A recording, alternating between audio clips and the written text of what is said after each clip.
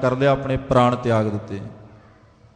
वो दिन अज शहीदां नूं समर्पित, जो कलगीधर पातशाह महाराज चारे पुत्र शहीद हो गए, दो पुत्रां दे टुकड़े टुकड़े हुंदे महाराज जी ने चमकौर दी गढ़ी अपनियां अखां दे नाल देखे।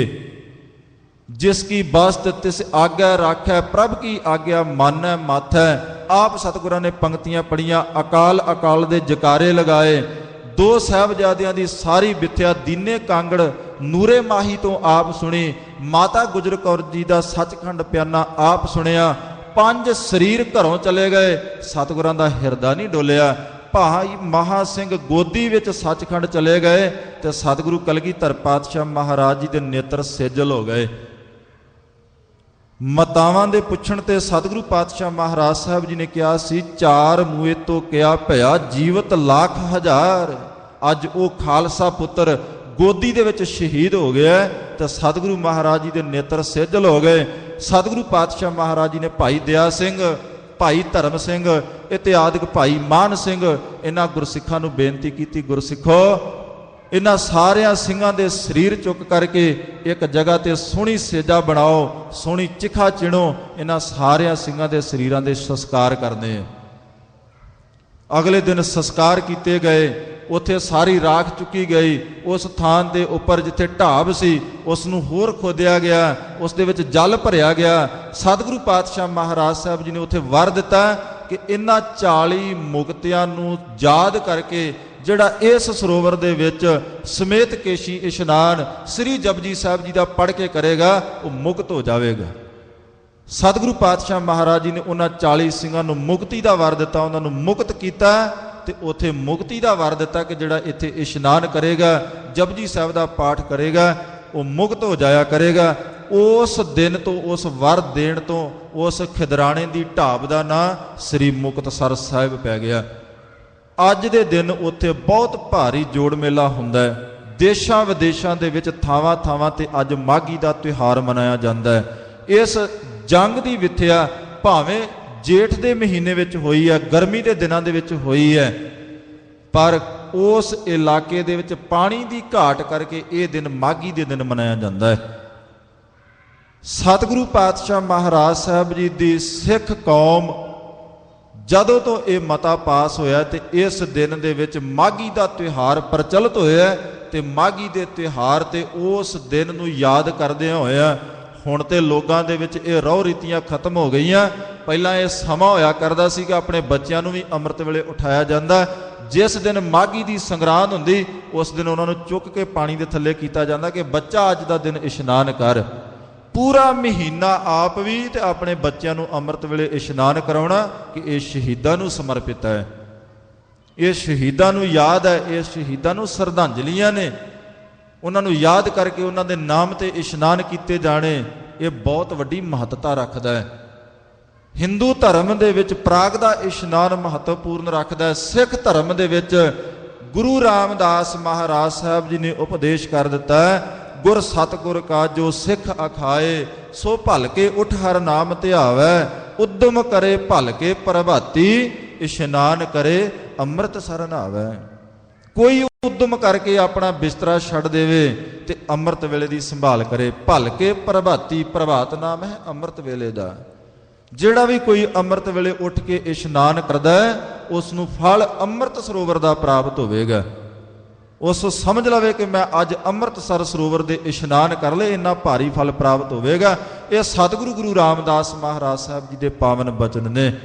इस महीने दे विच जिहड़ा भी कोई व्यक्ति अमृत वेले इशनान करेगा शहीदां नूं समर्पित हो करके उसनूं मुक्तसर साहब सरोवर दे इशनान का फल प्राप्त होवेगा।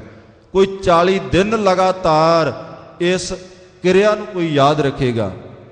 जे कोई जपजी साहब का पाठ कर लवे कलगीधर पातशाह महाराज जी की खुशी मिलती है। जे कोई नहीं पढ़नी जानता 33 माला मूल मंत्र दियां कर ले, जपजी साहब का फल प्राप्त होवेगा। सो इस तरीके दे नाल ये भावना है, ये शरधा है। इसे करके सतगुरु गुरु अर्जन देव महाराज कहते माघ मज्जन संग साधुआ धूड़ी कर इशनान, तप्पड़ झाड़ वछाए धूड़ी नहाया।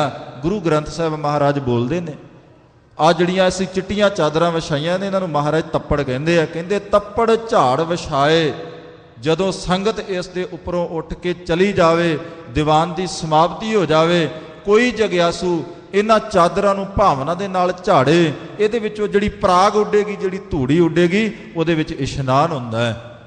ਉਹ ਧੂੜੀ ਬੁਰੇ ਲੇਖ ਖਤਮ ਕਰਦੀ ਹੈ, ਸਾਡੇ ਪਾਪਾਂ ਨੂੰ ਖਤਮ ਕਰਦੀ ਹੈ, ਸਾਡੇ ਕਰਮ ਸਿੱਧੇ ਕਰਦੀ ਹੈ।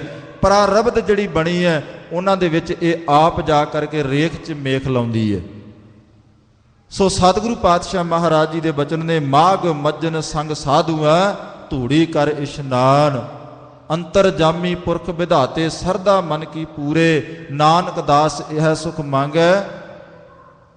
ਸਤਿਗੁਰੂ ਪਾਤਸ਼ਾਹ ਮਹਾਰਾਜ ਕਹਿੰਦੇ, ਜੇ ਕੋਈ ਭਾਵਨਾ ਦੇ ਨਾਲ ਆ ਕਰਕੇ ਸੰਗਤ ਵਿੱਚੋਂ ਇਹ ਮੰਗ ਲਵੇ, ਦੇਹੋ ਸੰਤਨ ਕੀ ਧੂਰੇ, ਮੈਨੂੰ ਕਿਰਪਾ ਕਰਕੇ ਸਤਿਗੁਰੂ ਪਾਤਸ਼ਾਹ ਮਹਾਰਾਜ ਆਪਣੇ ਸੰਤ ਜਨਾਂ, ਆਪਣੇ ਜਗਿਆਸੂ ਜਨਾਂ ਦੀ ਧੂੜੀ ਦੇ ਦੇ। ਸੁਣਤੇ ਪੁਨੀਤ ਕਹਤੇ ਪਵਿੱਤ, ਸਤਿਗੁਰ ਰਹਿਆ ਭਰਪੂਰੇ, ਬਿਨਵੰਤ ਨਾਨਕ ਗੁਰ ਚਰਨ ਲਾਗੇ, ਵਾਜੇ ਅਨਹਦ ਤੂਰੇ। ਮੈਨੂੰ ਇਹਦੀ ਅਵਸਥਾ ਬਣ ਜਾਵੇ, ਮੈਂ ਵੀ ਇਹ ਉਪਦੇਸ਼ ਸੁਣ ਕਰਕੇ ਪੁਨੀਤ ਹੋ ਜਾਵਾਂ। ਕਹਿਣ ਵਾਲਾ ਪਵਿੱਤਰ ਹੈ, ਸੁਣਨ ਵਾਲਾ ਪੁਨੀਤ ਹੈ। ਪਵਿੱਤਰ ਪਵਿੱਤਰ ਪਵਿੱਤਰ ਪੁਨੀਤ, 3 ਦਰਜੇ ਪੁਨੀਤ ਨੂੰ ਵੱਧ ਮਿਲੇ ਨੇ। 3 ਦਰਜਿਆਂ ਦੇ ਵਿੱਚ ਉਹ ਕੱਪੜਾ ਪਵਿੱਤਰ ਹੋਇਆ ਹੋਵੇ ਤੇ ਫਿਰ ਜਾ ਕੇ ਪੁਨੀਤ ਬਣਦਾ ਹੈ। ਆਹ ਅਵਸਥਾ ਕਿਤੇ ਪ੍ਰਾਪਤ ਹੋ ਜਾਵੇ ਮਾਘ ਦੇ ਮਹੀਨੇ ਦੇ ਵਿੱਚ ਸਰਵਣ ਕਰਨ ਦੇ ਨਾਲ, ਤੇ ਸਮਝ ਲਈਏ ਕਿ ਸਤਿਗੁਰੂ ਪਾਤਸ਼ਾਹ ਮਹਾਰਾਜ ਸਾਹਿਬ ਜੀ ਦੇ ਜਗਿਆਸੂਆਂ ਸਾਧੂ ਮਹਾਤਮਾ ਦੀ ਧੂੜੀ ਪ੍ਰਾਪਤ ਹੋ ਗਈ। ਕਾਮ ਕ੍ਰੋਧ ਨਾ ਮੋਹੀਐ, ਬਿਨਸੈ ਲੋਭ ਸੁਆਨ, ਹਰ ਕਾ ਨਾਮ ਧਿਆਏ ਸੁਣ, ਸਭਨਾ ਨੂੰ ਕਰ ਦਾਨ। ਆਪਣੇ ਕੰਨਾਂ ਰੂਪੀ ਡੋਨਿਆਂ ਦੇ ਨਾਲ ਅਕਾਲ ਪੁਰਖ ਵਾਹਿਗੁਰੂ ਪਰਮੇਸ਼ਰ ਦਾ ਜੋ ਨਾਮ ਹੈ ਉਦੋਂ ਉਹਨਾਂ ਡੋਨਿਆਂ ਦੇ ਵਿੱਚ ਪਾਉਣਾ ਕਰ। ਕੋਈ ਸੇ ਵੀ ਵਸਤੂ ਨੂੰ ਪਾਉਣ ਵਾਸਤੇ ਭਾਂਡੇ ਦੀ ਜ਼ਰੂਰਤ ਹੁੰਦੀ ਹੈ, ਤੇ ਗੁਰੂ ਨਾਨਕ ਪਾਤਸ਼ਾਹ ਮਹਾਰਾਜ ਕਹਿੰਦੇ ਭਾਂਡਾ ਹੱਛਾ ਧੋਏ। ਸਤਿਗੁਰੂ ਮਹਾਰਾਜ ਕਹਿੰਦੇ ਜਿਸ ਭਾਂਡੇ ਦੇ ਵਿੱਚ ਵਸਤੂ ਪਾਉਣੀ ਉਸ ਭਾਂਡੇ ਨੂੰ ਚੰਗੀ ਤਰ੍ਹਾਂ ਸਾਫ਼ ਕਰ, ਫਿਰ ਉਸ ਭਾਂਡੇ ਵਿੱਚ ਵਸਤੂ ਟਿਕੇਗੀ, ਨਹੀਂ ਤਾਂ ਪਾਈ ਹੋਈ ਵਸਤੂ ਖਰਾਬ ਹੋ ਜਾਵੇਗੀ। ਗਰੀਬ ਨਵਾਜ ਕਹਿੰਦੇ ਹਰ ਕਾ ਨਾਮ ਧਿਆਏ ਸੁਣ, ਪਹਿਲਾਂ ਉਸ ਅਕਾਲ ਪੁਰਖ ਵਾਹਿਗੁਰੂ ਪਰਮੇਸ਼ਰ ਦੇ ਨਾਮ ਨੂੰ ਸੁਣ, ਸ਼ਰਵਣੀ ਸੁਣੀਐ, ਰਸਨਾ ਗਾਈਐ, ਹਿਰਦੈ ਧਿਆਈਐ ਸੋਈ। ਕੰਨਾਂ ਦੇ ਨਾਲ ਸੁਣ ਕਰਕੇ ਫਿਰ ਰਸਨਾ ਦੇ ਨਾਲ ਧਿਆਉਣਾ ਕਰ, ਜਪਣਾ ਕਰ, ਹਿਰਦੇ ਦੇ ਧਿਆਉਣਾ ਕਰ। ਉਸ ਦੇ ਨਾਮ ਨੂੰ ਸੁਣ ਕੇ ਸਭਨਾ ਨੂੰ ਕਰ ਦਾਨ। ਪ੍ਰਾਗ ਦੇ ਇਸ਼ਨਾਨ ਕਰਨ ਤੇ ਤਰਵੇਣੀ ਦੇ ਇਸ਼ਨਾਨ ਕਰਕੇ ਉੱਥੇ ਲੋਕ ਦਾਨ ਕਰਦੇ ਨੇ ਇਸ ਮਹੀਨੇ ਵਿੱਚ, ਕਿ ਅਸੀਂ ਦਾਨ ਕਰਾਂਗੇ ਤੇ ਸਾਡੇ ਇਸ ਮਹੀਨੇ ਦੇ ਵਿੱਚ ਪਾਪ ਕੱਟੇ ਜਾਣਗੇ, ਸਾਡਾ ਮਹੀਨਾ ਸਫਲਾ ਹੋ ਜਾਵੇਗਾ, ਸਾਡੀ ਕਲਿਆਣ ਹੋ ਜਾਵੇਗੀ। ਉਹ ਭੰਡਾਰੇ ਭਰ ਕੇ ਜਾਂਦੇ ਨੇ, ਉੱਥੇ ਲੰਗਰ ਲਾਉਂਦੇ ਨੇ, ਗਰੀਬਾਂ ਨੂੰ ਦਾਨ ਵੰਡਦੇ ਨੇ। ਤੇ ਸਤਿਗੁਰੂ ਪਾਤਸ਼ਾਹ ਮਹਾਰਾਜ ਕਹਿੰਦੇ ਜੇ ਕਿ ਤੇਰੇ ਕੋਲੇ ਬ੍ਰਹਮ ਵਿਦਿਆ ਹੈ, ਕਿਸੇ ਨੂੰ ਬ੍ਰਹਮ ਵਿਦਿਆ ਦੇ 4 ਅੱਖਰ ਪੜ੍ਹਾ ਦੇ। ਤੇ ਭਾਈ ਗੁਰਦਾਸ ਜੀ ਕਹਿੰਦੇ ਜੈਸੇ 7 ਮੰਦਰ ਕੰਚਨ ਕੇ ਉਸਾਰ ਦੀਨੇ, ਤੈਸਾ ਪੁੰਨ ਸਿੱਖ ਕਉ ਇੱਕ ਸ਼ਬਦ ਸਿਖਾਏ ਕਾ। ਕੋਈ ਗੁਰਮੁਖ ਪਿਆਰਾ ਜਿਸ ਦੇ ਕੋਲੇ ਬ੍ਰਹਮ ਵਿਦਿਆ ਦਾ ਦਾਤ ਹੈ, ਉਹ ਦਾਨ ਕਰਦੇ ਇਸ ਮਹੀਨੇ ਦੇ ਵਿੱਚ ਕੁਝ ਸ਼ਬਦ ਗੁਰਮੁਖੀ ਦੇ ਪੜ੍ਹਾ ਦੇਵੇ। ਉਸ ਨੂੰ ਪ੍ਰੇਰ ਕਰਕੇ ਬਾਹੋਂ ਪਕੜ ਕੇ ਉਸ ਨੂੰ ਕਹੇ ਪਿਆਰਿਆ ਆ ਤੈਨੂੰ ਮੈਂ ਗੁਰਮੁਖੀ ਦੇ 4 ਅੱਖਰ ਪੜ੍ਹਾਵਾਂ, ਆਪਣੀ ਵਿਦਿਆ ਦੇ ਵਿੱਚੋਂ ਕੋਈ ਦਾਨ ਕਰ ਦੇਵੇ। ਤਾਂ ਭਾਈ ਗੁਰਦਾਸ ਜੀ ਕਹਿੰਦੇ ਜਿਵੇਂ 7 ਮੰਦਰ ਸੋਨੇ ਦੇ ਬਣਾ ਕੇ ਕੋਈ ਦਾਨ ਕਰੇ, ਇੰਨਾ ਫਲ ਪ੍ਰਾਪਤ ਹੋ ਜਾਂਦਾ ਹੈ। ਸਤਿਗੁਰਾਂ ਨੇ ਤੇ ਆਪਣੇ ਕੋਲ ਰੱਖਿਆ ਕੁਝ ਨਹੀਂ, ਸਾਰਾ ਕੁਝ ਖਾਲਸੇ ਦੀ ਝੋਲੀ ਪਾ ਦਿੱਤਾ ਹੈ। ਉਹਨਾਂ ਦਾ ਕੀਤਾ ਹੋਇਆ ਦਾਨ ਪਤਾ ਨਹੀਂ ਫਲੇ ਕਿ ਨਾ ਫਲੇ।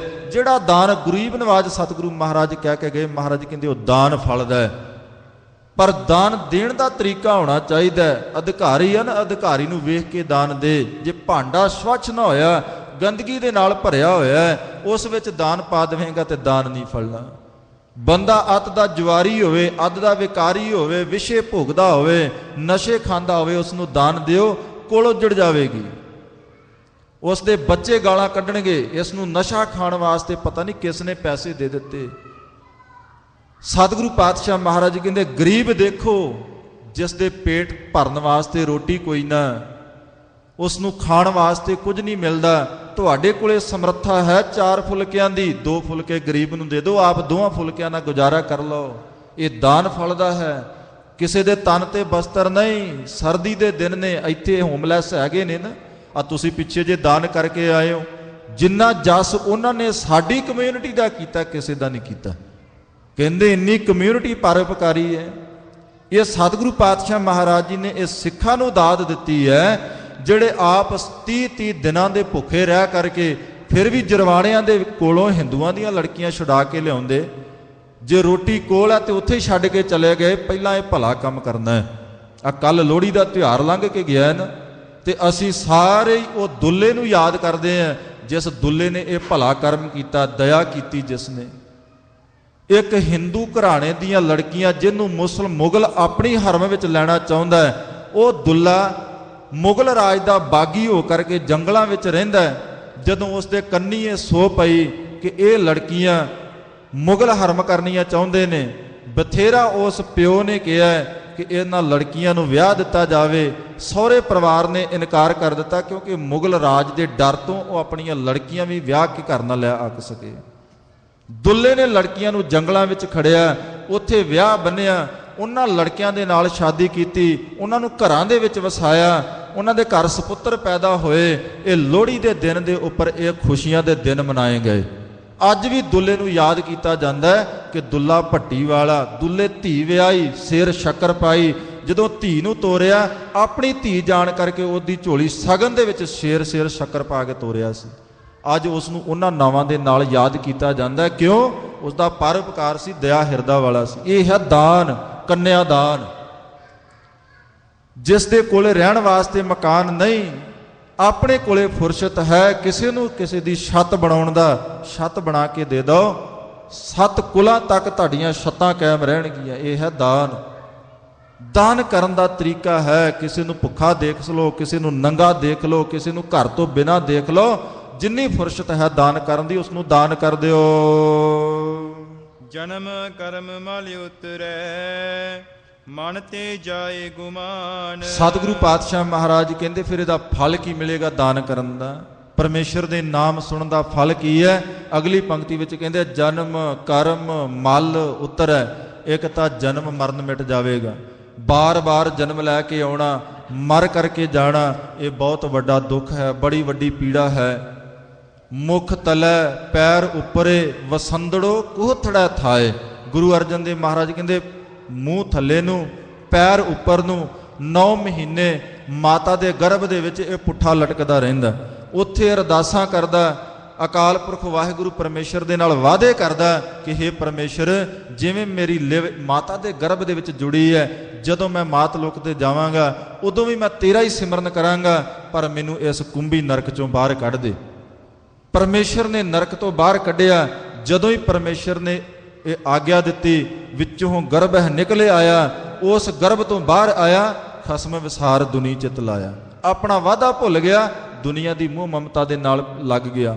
ਪਹਿਲੇ ਪਿਆਰ ਲੱਗਾ ਥਣ ਦੁੱਧ, ਦੂਜਾ ਮਾਏ ਬਾਪ ਕੀ ਸੁੱਧ, ਤੀਜਾ ਭਈਆ ਭਾਬੀ ਬੇਬ, ਚੌਥਾ ਪਿਆਰ ਉਪੰਨੀ ਖੇਡ, ਪੰਜਵਾਂ ਖਾਣ ਪੀਣ ਕੀ ਧਾਤ। ਇਹਨਾਂ ਕਰਮਾਂ ਦੇ ਵਿੱਚ ਲੱਗ ਗਿਆ, ਪਰਮੇਸ਼ਰ ਦਾ ਨਾਮ ਭੁੱਲ ਗਿਆ। ਲਿਵ ਛੁੜਕੀ, ਲੱਗੀ ਤ੍ਰਿਸ਼ਨਾ, ਮਾਇਆ ਅੰਮ੍ਰਿਤ ਵਰਤਾਇਆ, ਲਿਵ ਟੁੱਟ ਗਈ।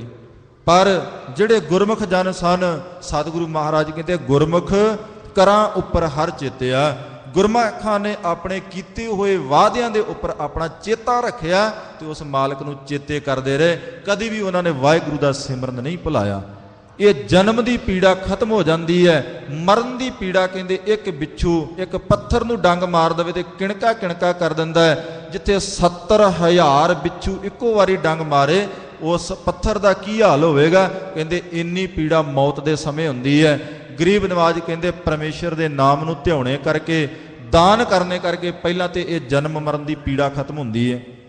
ਜਨਮ ਕਰਮ ਜਿਹੜੇ ਸਾਡੇ ਪ੍ਰਾਰਬਧ ਕਰਮ ਬਣੇ ਹੋਏ ਨੇ, ਇਕੱਠੇ ਹੋਏ ਨੇ, ਇਹ ਸਾਡੇ ਨਾਸ ਹੁੰਦੇ ਨੇ। ਜਿਹੜੀ ਮਲ ਜਨਮਾਂ ਜਨਮਾਂ ਦੀ ਮਲ ਲੱਗੀ ਹੋਈ ਹੈ, ਹੰਕਾਰ ਦੀ ਮੈਲ ਹੈ, ਕ੍ਰੋਧ ਦੀ ਮੈਲ ਹੈ, ਇਸੇ ਤਰੀਕੇ ਦੇ ਨਾਲ ਅਭਿਮਾਨ ਦੀ ਮੈਲ ਹੈ, ਇਹ ਜਿਹੜੀਆਂ ਸਾਡੀਆਂ ਮੈਲਾਂ ਨੇ ਇਹ ਸਾਰੀਆਂ ਉਤਰ ਜਾਂਦੀਆਂ ਨੇ। ਉਹ ਕਰਮ ਕਰਨੇ ਕਰਕੇ, ਇੱਕ ਦਾਨ ਕਰਨੇ ਕਰਕੇ, ਇੱਕ ਪਰਮੇਸ਼ਰ ਦਾ ਨਾਮ ਸੁਣਨੇ ਕਰਕੇ ਜਨਮ ਕਰਮ ਮਲ ਉਤਰੈ, ਮਨ ਤੇ ਜਾਏ ਗੁਮਾਨ। ਜਿਹੜਾ ਆਪਣੇ ਹਿਰਦੇ ਦਾ ਹੰਕਾਰ ਹੈ ਕਿ ਮੇਰੇ ਵਰਗਾ ਬਲੀ ਕੋਈ ਨਹੀਂ, ਉਹ ਸਾਰਾ ਉਤਰ ਜਾਂਦਾ ਹੈ। ਕਾਮ ਕ੍ਰੋਧ ਨਾ ਮੋਹੀਐ, ਬਿਨਸੈ ਲੋਭ ਸੁਆਨ। ਜਿਹੜੇ ਪੰਜ ਵਿਕਾਰ ਇਸ ਸਰੀਰ ਦੇ ਅੰਦਰ ਨੇ, ਜਿਹੜੇ ਮਨੁੱਖ ਨੂੰ ਕਦੇ ਵੀ ਭਲਾ ਪੁਰਸ਼ ਬਣਨ ਨਹੀਂ ਦਿੰਦੇ। ਗ੍ਰਿਹੋ ਤਜ ਬਨ ਖੰਡ